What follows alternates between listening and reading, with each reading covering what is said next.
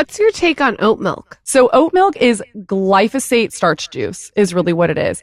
Is it though? I understand that Oatly is probably the most popular oat milk brand out there, but it's pretty strange to highlight it here since it's actually glyphosate residue free. And that would take 10 seconds to fact check by just reading the packaging or checking their website. Not that it would even matter if it wasn't glyphosate free. It raises your blood sugar. You're getting rid of all of the fiber, which is the only really good thing that oats are that provide for you nutrients, because the fiber helps to slow down the blood sugar spike. The production of oat milk doesn't get rid of all the fiber. Again, this would take literally seconds to fact check by just reading the nutrition facts label. And I'll use Oatly again as one of the most popular brands out there. 1 cup contains 2 grams of fiber, which isn't a ton, but isn't zero either, and is actually about 12% of what the average American consumes in a day. And these concerns over blood sugar spikes are not well supported, since those post-meal rises in blood glucose have not been shown to lead to poor outcomes in people without diabetes. And if we look at the data on oat milk specifically, it has a medium glycemic index and a low glycemic load, despite what these influencers will tell you. But do you know what contains 0 fiber, more sugar, and only slightly less net carbohydrates than oat milk?